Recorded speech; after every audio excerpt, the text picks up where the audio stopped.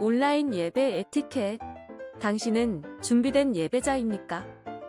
지금 당신의 복장은 집에서 입던 옷 그대로 교회 갈 때처럼 깔끔하게 지금 당신의 자세는 침대에 누워서 편안하게 책상에 앉아서 준비된 자세로 찬양을 부를 때 당신의 자세는 누가 들을라 침묵을 지켜요.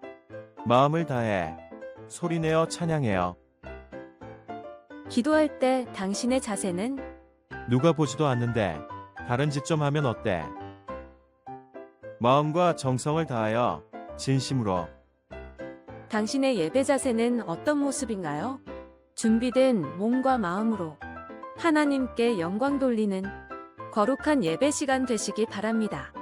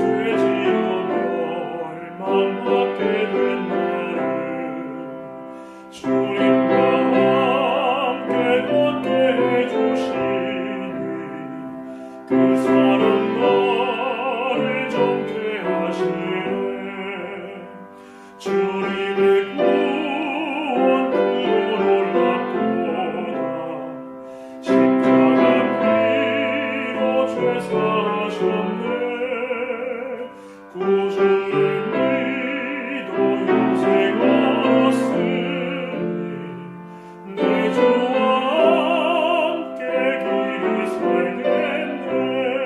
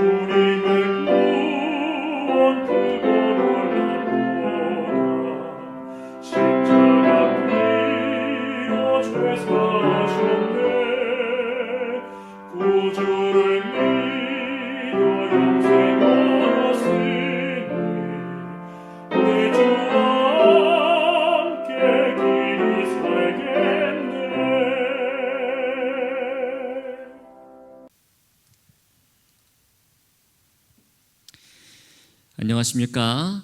안식 후 3일 화요예배에 오신 여러분들을 진심으로 환영합니다. 오늘은 하나님 앞에 낮아질 때라는 제목으로 하나님 말씀을 함께 나누고자 합니다. 하나님 말씀 오바댜 1장 1절에서 4절 말씀입니다. 오바댜의 묵시라, 주 여호와께서 에돔에 대하여 이와 같이 말씀하시니라. 우리가 여호와께로 말미암아 소식을 들었나니 곧 사자가 나라들 가운데 보내심을 받고 이르기를 너희는 일어날지어다. 우리가 일어나서 그와 싸우자 하는 것이니라. 보라, 내가 너를 나라들 가운데 매우 작게 하였으므로 내가 크게 멸시를 받느니라. 너의 마음의 교만이 너를 속였도다. 바위 틈에 거주하며 높은 곳에 사는 자여, 내가 마음에 이르기를 누가 능히 나를 땅에 끌어내리겠느냐 하니 내가 독수리처럼 높이 오르며 별 사이에 깃들일지라도 내가 거기에서 너를 끌어내리라. 여호와의 말씀이니라. 아멘. 우리는 계속해서 소선지서의 말씀을 함께 보고 있습니다. 오늘은 오바댜입니다. 이 오바댜는 21절밖에 되지 않은 아주 짧은 책입니다. 그런데 이 책 속에 참 많은 하나님의 진리가 들어 있습니다. 그래서 비록 정말 짧은 책이지만 이 정경으로 우리에게 전해지는 것이겠죠. 이 오바댜는 유다의 원수였던 에돔에 대한 하나님의 심판을 선포하고 마지막 날 남은 자의 구원과 회복을 예언합니다. 오늘 우리는 이 말씀을 통해서 이 교만의 위험과 오늘날 우리가 어떻게 살아가야 할지에 대해 깊이 묵상하려고 합니다. 바로 1절의 말씀 보도록 하겠습니다. 오바댜의 묵시라, 주 여호와께서 에돔에 대하여 이와 같이 말씀하시니라. 1절부터 보시면은 이 오바댜의 묵시라고 시작을 합니다. 그런데 이 오바댜라고 하는 이름은 우리가 좀 낯설은 이름이지 않습니까? 하지만 이 이스라엘 사람들에게 있어서는 정말 흔한 이름입니다. 그 이름의 뜻은 하나님을 섬기는 사람, 하나님의 종이라는 뜻입니다. 그런데 정작 중요한 것은요, 이 오바댜가 누구인지 아주 정확한 정보가 아예 없습니다. 그 당시에 이 시대가 어떠한 시대였는지, 이 사람의 직업이나 부모가 누구인지 아무것도 나오지가 않습니다. 그러나 확실한 것은 주 여호와께서 이와 같이 말씀하시니라 라고 하는 이 하나님께서 말씀하신 내용을 이 하나님의 종이 전하고 있습니다. 그리고 에돔에 대하여 이 전반적인 내용이 에돔의 멸망에 대한 내용입니다. 그런데 우리가 성경을 잘 살펴보시면요, 성경은 주로 하나님이 이 이스라엘에 대하여 관심을 많이 갖고 있지 않습니까? 물론 주변 나라들에 대해서도 하나님께서 이야기를 하고 계시지만 모든 세상을 다 통치하시는 이 실질적인 주권자가 하나님이라고 하는 것을 보여주기 위해서 이 주변 나라들을 다루는 것이지, 원래 본 내용은 다 이 남유다와 또 북이스라엘에 대한 말씀을 주고 계십니다. 그런데 오바댜는 특이하게도 이 에돔이라고 하는 이 이방 나라에 대해서만 다루고 있습니다. 이 히브리 문학에서 에돔이라고 하는 이 말이 나오면은 사실 에돔을 에돔이라고 읽는 경우도 있지만 의도적으로 아담이라고 읽기도 합니다. 왜냐하면 히브리에서 이 에돔과 아담은 그 뿌리가 비슷하기 때문에 그렇습니다. 자, 글자만 보더라도, 이 히브리어만 보더라도 어떻습니까? 똑같습니다. 그 뿌리가. 그래서 이 아담과 에돔을 같은 뜻으로 쓰기도 합니다. 그래서 오늘 우리가 1절을 이렇게 살펴볼 때 이 오바댜의 묵시라, 주 여호와께서 에돔에 대하여 이와 같이 말씀하셨느니라 라고 이렇게 시작을 하는데, 이것을 이스라엘식으로 우리가 읽게 된다면요, 아주 흔한 하나님을 섬기는 사람이 아담에 대한, 즉 누구나 해당되는 하나님의 말씀을 전하고 있다라고 우리는 이해할 수도 있는 것입니다. 그래서 오바다는 어찌 보면요, 특별한 사람이 아닐 수도 있습니다. 또 에돔은 특정한 지역, 특정한 나라가 아닐 수도 있습니다. 그래서 이방인의 멸망을 선포하는 이 짧은 책이 우리에게 전해주고 있는 그 이유가 무엇인가? 에돔만 나쁘고 문제가 있어서 심판을 당하는 것이 아니라 실제로 우리 모든 사람들은 다 아담의 후예이고 에돔이라고 하는 것입니다. 우리가 에돔이다. 그래서 우리는 이 오바다의 말씀을 통해서 에돔 나쁜 놈들, 그렇게 살면 망하게 되지 라고 이렇게 그냥 넘어갈 것이 아니라 이 에돔의 모습 가운데 아담인 우리의 모습을 찾아내야 한다는 것이겠죠. 그래서 과연 나는 하나님의 심판 앞에서 오늘 우리는 어떻게 살아갈 것인가, 나의 모습을 돌아보는 것이 정말 필요하고 중요하다는 것입니다. 이렇게 이어집니다. 우리가 여호와께로 말미암아 소식을 들었나니 곧 사자가 나라들 가운데 보내심을 받고 이르기를 너희는 일어날지어다 우리가 일어나서 그와 싸우자 하는 것이지라. 여기서 일어날지어다라고 하는 말은 쿰이라고 하는 히브리어입니다. 이것은 일어나다, 일어서다, 세우다라고 있는 뜻을 갖고 있는데 이것은 그냥 앉았다가 일어나라는 그런 이야기가 아니라 무엇을 함께 시작하자라고 하는 이야기입니다. 무엇인가 시작하는데 그 시작하는 것이 아주 의도가 담겨져 있습니다. 바로 싸우자는 것이죠. 하나님께서는 모든 이들을 일으키셔서 에돔을 싸우자 하는 대상이 되게 하신다는 것입니다. 그런데 과연 에돔이란 이 나라만 그러한가? 하나님은 에돔과만 싸우지 않으십니다. 하나님의 주권에 대적하는 모든 자들과 하나님은 싸우십니다. 하나님께서 왜 세상을 창조하셨습니까? 그것은 바로 하나님께서 높임을 받기 위해서이십니다. 하나님의 영광 받으시기 위해서이십니다. 영광 받으시기에 합당하신 분, 그분이 바로 하나님이십니다. 우리가 신앙을 하면서요, 하나님을 믿는 것을 어떨 때는 참 쉽게 생각하기도 합니다. 내가 어쩌다 보니까 교회에 와 있는 거지. 내가 다른 종교를 믿었어도 잘 믿었을 것이다. 나의 성실함과 선함을 주장하기도 합니다. 그런데 이 하나님을 믿는다라는 것은 이 종교를 갖는다라는 것과 정말 다른 문제입니다. 나의 취향이나 나의 습관이나 기술과는 너무나 다른 문제인 것입니다. 하나님을 믿는다는 것을 따지고 보면은 사실 이거는 사람의 지혜로서는 할 수 있는 일이 아닙니다. 사람은 누구나 자기 마음속에 이 세상의 주권자는 바로 자신이라고 하는 그러한 마음이 항상 있기 때문에 그렇습니다.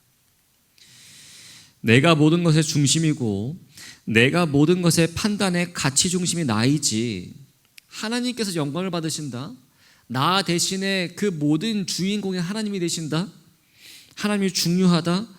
직접 만난 적도 없는 그러한 하나님이 나의 주권자이시고 그분이 세상의 창조자이시고 세상을 인도하신다라는 것을 믿는다? 사실 이건요, 불가능한 일입니다. 그래서 우리가 내가 선하게 살아보려고 신앙을 가졌다, 내가 우아하게 좀 품위 있는 사람이 되려고 기독교를 믿는다, 이런 내용들 다 불가능한 일입니다. 사실 우리는 하나님을 믿을 수가 없습니다. 체질상, 본질상 우리는 하나님을 섬길 수 없습니다. 그런데 우리는 어떻게 지금 하나님을 믿고 있습니까?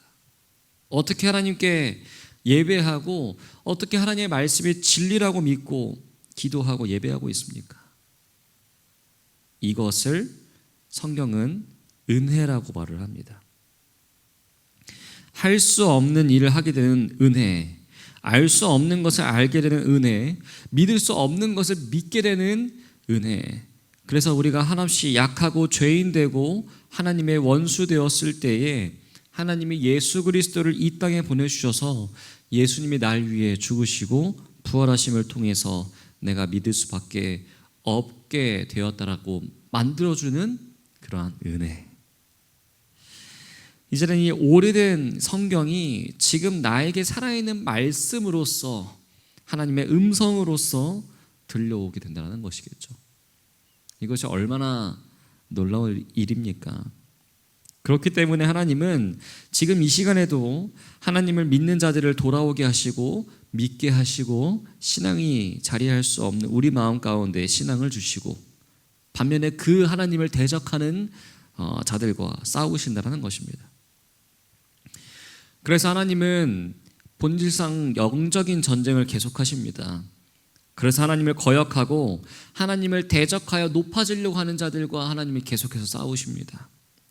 이를 통해 하나님의 영광이 드러나고 그 영광이 이 땅에 이루어지게 또 만들어 주십니다. 그래서 이 하나님이 이 땅에 심으시는 것이 바로 하나님의 백성들인 것이죠. 그리고 그것이 바로 우리들인 것이죠. 그래서 우리가 하나님 나라 백성으로 부름 갖고 하나님을 믿게 된 것입니다. 그것을 말해주는 것이 오늘 오바댜 1장 1절입니다. 자, 그러면서 이 에돔으로 대변되는 하나님을 대적하는 자들, 하나님 앞에 높아진 자들, 이들을 어떻게 대하실지 하나님은 계속해서 말씀하십니다. 2절입니다. 보라, 내가 너를 나라들 가운데 매우 작게 하였으므로 내가 크게 멸시를 받느니라. 이 말은 과거형으로 쓰여졌습니다. 매우 작게 하였으므로. 그런데 지금 말씀하고 계시는 그 시점이 사실은 과거형이 아니라 미래형입니다. 미래의 이야기를 지금 담고 있는 것이죠. 내가 너를 나라들 가운데 아주 작게 만들어 줄 거고 그리고 너가 멸시를 받게 될 것이다. 그런데 하나님이 왜 이것을 과거형으로 하셨을까요? 이것을 예언적 완료라고 이야기를 합니다. 이것은 반드시 일어날 것이기 때문에 미래의 일인데 과거처럼 썼다라는 것이죠. 우리도 이러한 표현 자주 씁니다. 언제 쓰냐면은 우리가 누군가 마음에 안 들어서 싸우게 되었을 때에 우리가 무엇이라 말을 합니까? 너 이제 죽었어 라고 이렇게 얘기하지 않습니까? 이 죽었어 라고 하는 이 말은 사실 과거형입니다. 그런데 그것이 무슨 뜻입니까? 내가 너 가만히 안 둘 거야. 이렇게 말을 하는 미래의 의미를 담고 있는 것이죠. 의미는 미래인데 말투는 과거인 것입니다. 왜냐하면 너는 이미 죽은 목숨과 다름이 없다. 이게 이 예언적 완료입니다. 자, 그런데 왜 이런 일을 당하게 되는가? 3절입니다. 너의 마음의 교만이 너를 속였도다. 바위 틈에 거주하며 높은 곳에 사는 자여, 내가 마음에 이르기를 누가 능히 나를 땅에 끌어내리겠느냐 하니. 우리가 신앙생활을 할 때에 제일 방해되는 것이 무엇입니까?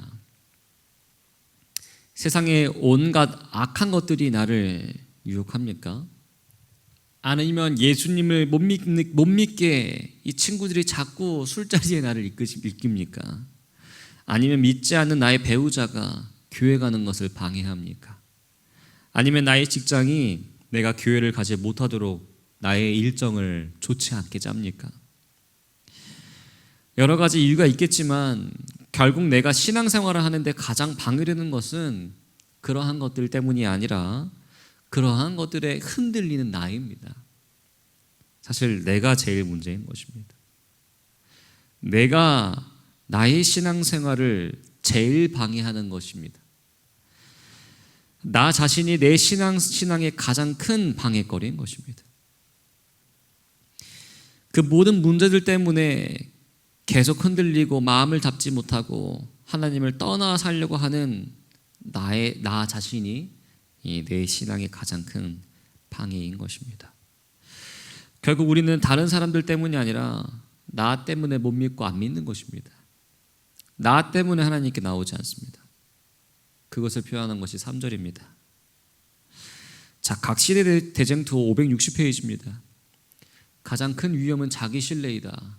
인간은 스스로 강하다고 느끼는 그 순간 가장 연약한 존재가 된다.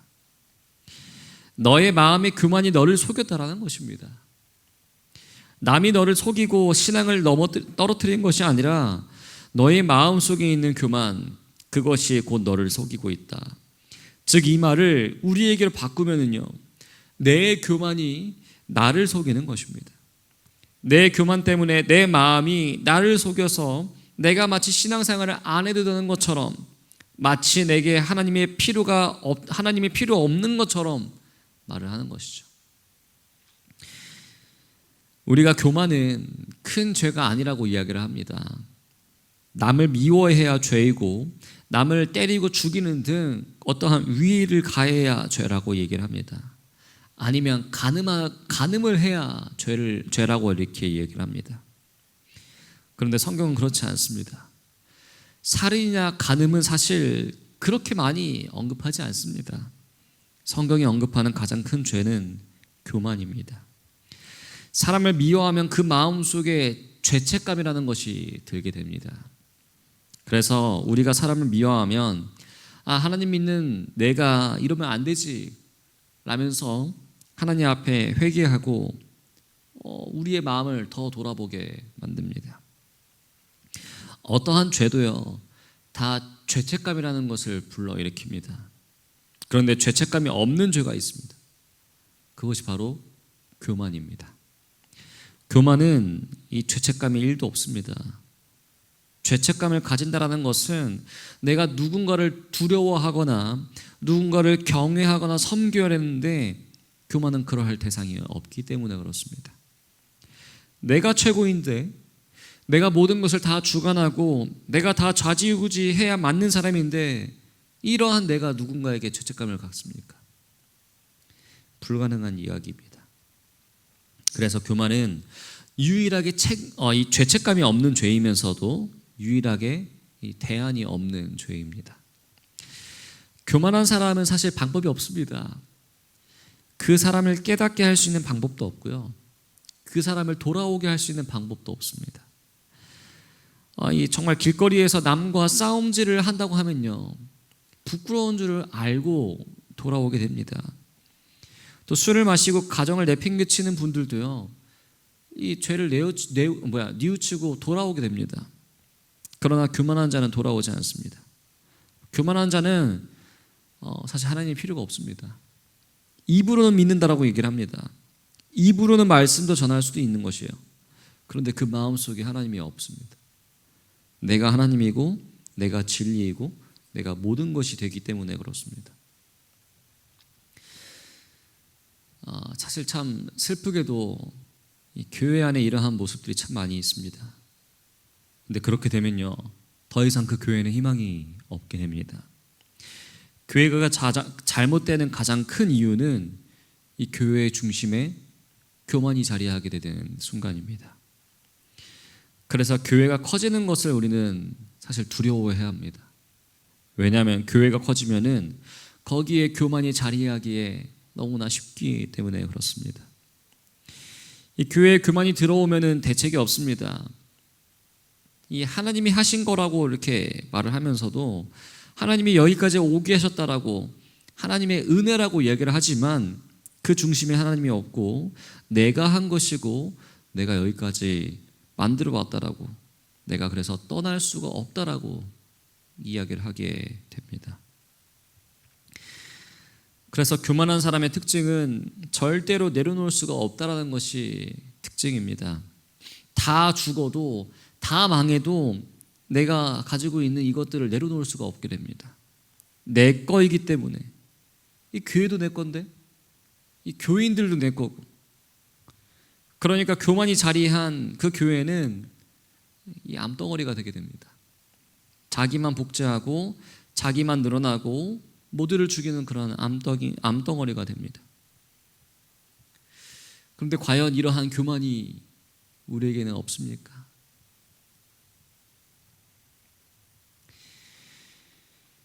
교만은 우리에게 찾아오는 모든 은혜를 몰아냅니다. 하나님의 주신 모든 은혜, 지금까지 받은 모든 사랑과 모든 은총을 다 아무것도 아닌 것으로 만듭니다. 왜냐하면 내 손으로 이루었다라고 말하기 때문에 그렇습니다. 그러면 모든 하나님의 은총과 은혜는 다 아무것도 아니게 되고 하나님 또한 아무것도 아니게 됩니다. 결국 내가 하나님 되는 것, 그것이 교만입니다. 성경 66권을 한마디로 요약하면은 이 하나님이 주권자이시다라고 저는 말을 하고 싶습니다. 이게 성경이 말하고 있는 진리입니다.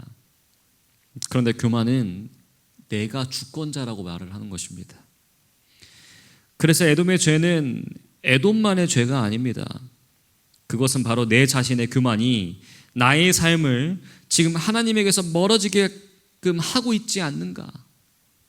우리를 지금 주저앉게 만드는 원인은 질병, 대적, 문제, 상황 이런 것이 아닙니다. 바로 나입니다. 바로 속이는 나, 나를 속이는 나, 나를 망치는 나, 나를 끌어내리는 나, 결국 교만한 내가 나를 속이고 있는 것입니다. 그러면 왜 교만하게 되었는가? 하나님께서 에돔을 부르실 때에 이 바위 틈에 거주하며 높은 곳에 사는 자라고 이렇게 말씀하십니다. 이 에돔이 어느 지역이냐면은 이 사해 남서쪽에 있는 이 지역입니다. 지금으로 하면은 이 요르단 지역입니다. 이 사진에 보이실지는 모르겠는데 저 밑에 에돔하고 밑에 별표로 쳐져 있는 곳에 페트라라고 하는 이 수도이면서 아주 유명한 지역이 있습니다. 이 페트라는 이 당시에 만들어진 도시 유적입니다. 이 당시에 에돔의 수도는 12명만 지키면 된다라고 하는 그러한 말이 있었다라고 합니다. 약간 속담 같은 말이었습니다. 이 12명만 막아서면은 어떠한 군대도 뚫을 수가 없다. 그렇게 자신할 수 있을 정도로 아주 천연 요새였습니다. 너무 높고 너무 좁아서 어떠한 군대도 뚫을 수 없는 천연의 요새, 거기가 에돔이었고 그 수도인 셀라 그리고 이 페트라였습니다. 그러니까 이들이 우리는 지금 바위 틈에 거주하면서 우리는 높은 곳에 살기 때문에 아무도 우리를 건드릴 수가 없다. 내가 마음에 이르기를 누가 능히 나를 땅에 끌어내리겠느냐? 누가 나를 끌어내리겠습니까? 아주 교만의 극을 달리고 있는 것입니다. 자, 그런데 그러한 교만이 과연 이 에돔에게만 있는 것인가? 아담인 우리에게는 없는 것이냐라고 하는 것이죠. 너무 많습니다. 그냥 있는 정도가 아니라 너무나 많습니다. 내가 여기까지 왔는데 다른 사람은 할 수 없는 것을 나니까 하는 거야. 나니까 이 정도 하는 것이지 아무도 못할 걸. 우리에게는 이러한 마음이 있습니다. 그런데 이게 뭐 대단한 죄인가? 라고 생각하기도 합니다. 그런데 그것 때문에 망합니다. 하나님이 하시는 모든 일들을 바라보지 못하게 하고 하나님을 찬양하지 못하게 만들고 하나님을 향하여 진심으로 기도하지 못하게 하고 하나님의 말씀을 읽지 않고 깨닫지 않고 살지 않게 하는 그 시작이 바로 교만입니다. 그래서 우리는 이 교만을 이겨내야 합니다. 자, 그런데 우리가 이 교만을 이겨내기 위해서는요, 사실 그 실체를 알아내야 합니다. 그런데 그 교만의 실체는 사실 되게 작은 것입니다. 내가 이것만 아니면 이것이 교만입니다. 내가 이것만 아니면 여기 하나에 다 걸려 있습니다. 내가 돈만 좀 있었으면 이렇게 살지 않았을 텐데, 내가 몸만 건강했어도 이렇게 살지 않았을 텐데, 내가 이것만 없어서 아쉬워서 이렇게 되었다라고 말을 합니다. 그러나 진짜 문제는 그거 하나가 아쉬워서 내게 주시는 하나님의 은총을 바라보지 못하고 있는 내가 문제인 것이죠. 우리의 모든 약함과 부족함에도 그럼에도 불구하고 하나님께서 나를 사랑하셔서 이곳까지 오게 하신 것이죠. 이것만 아니었으면이 아니라 그 모든 것에도 불구하고 하나님은 날 여기까지 이끌어 오셨다. 내가 지금 살아 숨쉬면서 하나님 백성으로 살 수 있는 유일한 이유는 하나님의 사랑이다. 하나님의 주권이다. 이것을 알고 고백하며 사는 것이 바로 우리의 신앙입니다. 그래서 신앙의 반대말은 불신앙이 아닙니다. 신앙의 반대말은 바로 교만입니다. 교만은 아무것도 나에게 필요 없다라고 말을 하는 것, 아니 그렇게 믿는 것, 그렇게 자신을 속이는 것이 바로 교만이고 신앙의 반대말인 것입니다. 그래서 이러한 교만을 하나님은 이렇게 말씀하십니다. 내가 독수리처럼 높이 오르며 별 사이에 깃들을지라도 내가 거기에서 너를 끌어내리리라. 여호와의 말씀이니라. 우리가 아무리 높아져도요, 하나님께는 사실 까마득히 낮은 곳입니다.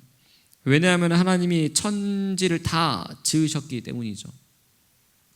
우리 수준에는 높이 올라가서 아무도 나를 건드릴 수 없는 지경이라 할지라도 하나님께는 아무런 의미가 없는 것입니다. 이와 반면에 하나님은 어떻게 우리에게 행하십니까? 가장 낮은 곳으로 찾아오시는 분이 바로 우리의 하나님이십니다. 예수님이 이 땅에 오셔서 누구를 만나 주셨습니까? 38년 동안 소망이 없던 병자를 만나 주셨습니다. 앞이 보이지 않는 사람을 만나 주셨고요. 중풍에 걸려서 죽는 날만 기다리는 환자를 만나 주셨습니다. 그리고 돌에 맞아 죽어가는 이 여인을 만나 주셨습니다. 가장 낮은 곳, 소망이 없어 보이는 곳에 하나님의 은혜가 임하기 때문에 그렇습니다. 도리어 높은 곳에, 다 가졌다라는 곳에, 부족함이 없다라는 곳에 예수님 한 번도 가신 적이 없으십니다. 이것은 오늘 우리에게 어떻게 살아가야 하는지를 말해줍니다. 이 정도면 충분하다. 여기까지 왔으니 됐다. 이것만 아니면 내가 잘 살았을 텐데. 다 아닙니다. 나의 모든 연약함과 죄의 많음에도 불구하고 여기까지 오게 하신 분은 하나님이시다.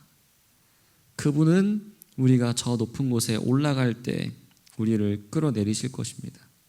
그러나 우리가 저 낮은 곳에 거할 때 오직 하나님만 고백하고 하나님만 바라볼 때 다시 우리를 높여주실 것입니다. 그분이 바로 오늘 말씀하시는 여호와 하나님이십니다. 사도행전 319페이지입니다. 주께서 쓰시는 자는 자신을 높이려 하지 않고 오히려 자신을 낮추는 자들이다. 겸손은 하늘의 문을 여는 열쇠이다. 그 여호와 하나님을 다시 한번 우리 마음에 모시고 하나님만 섬기는 우리 모든 동탄세하는 성도님들이 되시길 간절히 바랍니다. 하나님만 믿고 의지하고 하나님만 높이기를 바랍니다. 그렇게 사는 것이 성공입니다. 그리고 그렇게 사는 것이 행복입니다. 그리고 그렇게 사는 것이 신앙인의 가장 큰 선물입니다. 우리의 문제가 해결되지 않더라도 괜찮습니다. 계속 우리의 삶 가운데 무엇인가 거리낌이 있더라도 괜찮습니다. 두렵고 떨려도 괜찮습니다. 그러나 그 마음이 하나님을 향해 있다면요, 그 마음은 하나님의 은혜를 받을 것입니다. 그리고 하나님의 위로를 얻게 될 것입니다. 하나님께서 그 마음을 어루만져 주시고 우리에게 새로운 길을 열어주실 것입니다. 오늘 우리가 다시 한번 이러한 하나님을 바라보게 되길 간절히 바랍니다. 교만한 나를 내려놓고 연약한 나를 바라보면서 다시 한번 일어나서 하나님 편에 서는 하나님 백성들이 되길 간절히 바라면서 오늘 말씀 마치도록 하겠습니다. 기도하겠습니다. 하늘에 계신 하나님 아버지 하나님, 이제 우리가 낮아지길 원합니다. 하나님의 주권 앞에 우리가 무릎 꿇을 수 있게 도와주시옵소서. 우리의 마음속에 모든 이 애돔을 깨트려 주시옵소서. 내가 주인 되려고 했던 그러한 자리를 비우고 그 자리에 예수님께서 자리하셔서 우리의 왕이 되어 주시옵소서. 우리의 연약함에도 불구하고 지금 이 자리까지 우리를 이끌어 주신 그 하나님의 은혜를 기억하게 하시고 그 은혜 안에서 겸손과 감사의 삶을 살아갈 수 있는 우리 모두가 되게 도와주시옵소서. 교만한 나를 끌어내리시고 낮은 자리에 거하는 우리를 하나님의 손으로 일으켜 주시옵소서. 예수 그리스도의 이름으로 간절히 기도합니다. 아멘.